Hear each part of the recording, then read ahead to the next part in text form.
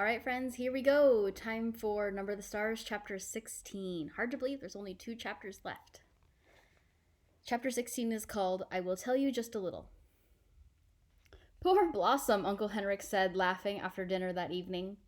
It was bad enough that your mother was going to milk her after all these years of city life, but Anne-Marie, to do it for your very first time, I'm surprised Blossom didn't kick you. Mama laughed too. She sat in a comfortable chair that Uncle Henrik had moved from the living room and placed in a corner of the kitchen. Her leg, in a clean white cast to the knee, was on a footstool. Anne-Marie didn't mind their laughing. It had been funny. When she had arrived back at the farmhouse, she had run along the road to avoid the soldiers who might still be in the woods. Now carrying nothing, she was in no danger. Mama and Kirsty were gone. There was a note hastily written from Mama that the doctor was taking her in his car to the local hospital, that they would be back soon. But the noise from Blossom, forgotten, unmilked, uncomfortable in the barn, had sent Anne-Marie warily out with the milking bucket. She had done her best, trying to ignore Blossom's irritated snorts and tossing head, remembering how Uncle Henrik's hands had worked with a firm, rhythmic pulling motion, and she had milked. I could have done it, Kirsty announced. You only have to pull and it squirts out. I could do it easily. Anne-Marie rolled her eyes. I'd like to see you try, she thought. Is Ellen coming back? Kirsty asked, forgetting the cow after a moment. She said she'd make a dress for my doll. Anne-Marie and I will help make a dress, Mama told her. Ellen had to go with her parents. Wasn't that a nice surprise that the Rosens came last night to get her? She should have waked me up to say goodbye, Kirsty grumbled, spooning some imaginary food into the painted mouth of the doll she had propped in a chair beside her. Anne-Marie, Uncle Henrik said, getting up from the table and pushing back his chair, if you come with me now to the barn, I'll give you a milking lesson. Wash your hands first. Me too, said Kirsty. Not you too, Mama said. Not this time. I need your help here, since I can't walk very well. You'll have to be my nurse.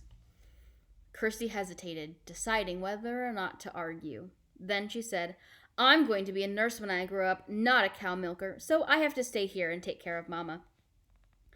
Followed as usual by the kitten, Anne-Marie walked with Uncle Henrik to the barn through a fine misty rain that had begun to fall. It seemed to her that Blossom shook her head happily when she saw Henrik and knew that she would be in good hands once again. She sat on the stacked hay and watched while he milked, but her mind was not on the milking.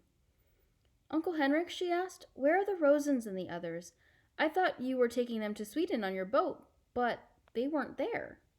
They were there, he told her, leaning forward against the cow's broadside.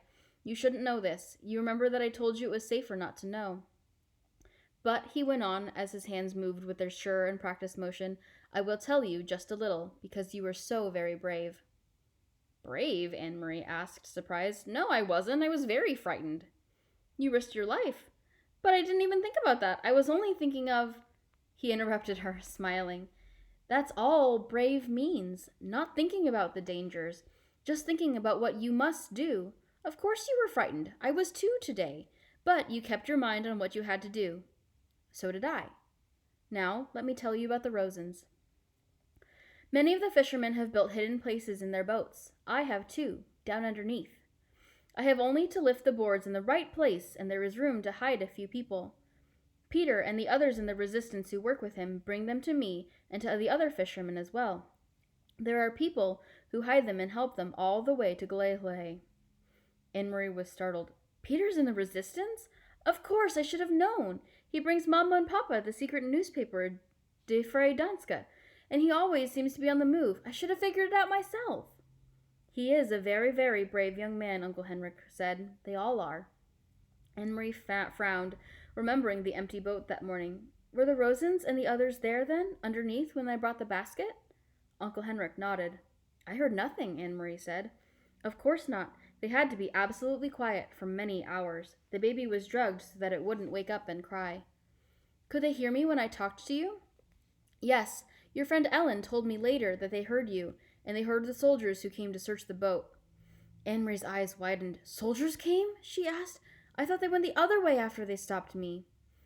There are many soldiers in Gleihle and all along the coast, and they are searching all the boats now. They know that the Jews are escaping, but they are not sure how, and they rarely find them. The hiding places are carefully concealed, and we often pile dead fish on the deck as well. They hate getting their shiny boots dirtied. He turned his head towards her and grinned. Anne-Marie remembered the shiny boots confronting her on the dark path. Uncle Henrik, she said, I'm sure you're right that I shouldn't know everything. But please, would you tell me about the handkerchief? I knew it was important, the packet, and that's why I ran through the woods to take it to you. But I thought maybe it was a map. How could a handkerchief be important? He set the filled pail aside and began to wash the cow's udder with the damp cloth. Very few people know about this, Anne-Marie, he said with a serious look. But the soldiers are so angry about the escaping Jews and the fact that they can't find them that they have just started using trained dogs. They had dogs, the ones who stopped me on the path. Uncle Henrik nodded. The dogs are trained to sniff about and find where people are hidden. It happened just yesterday on 2 boats. Those dogs, they go right through the dead fish to find the human scent. We were all very, very worried. We thought it meant the end of the escape to Sweden by boat. It was Peter who took the problem to scientists and doctors. Some very fine minds have worked night and day trying to find a solution. And they have created a special drug. I don't know what it is, but it was in the handkerchief.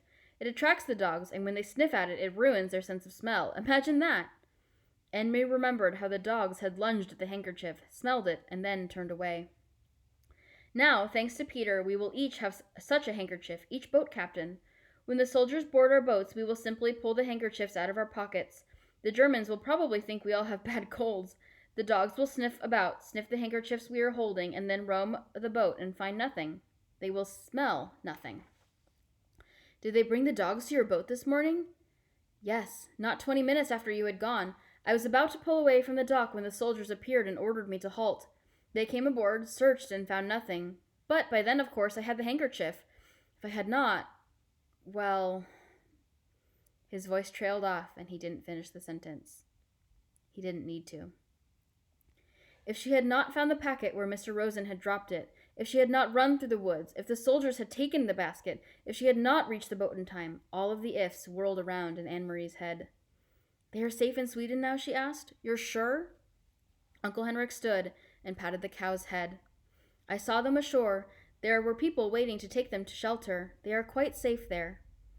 But what if the Nazis invade Sweden? Will the Rosens have to run away again? That won't happen. For reasons of their own, the Nazis want Sweden to remain free. It is very complicated.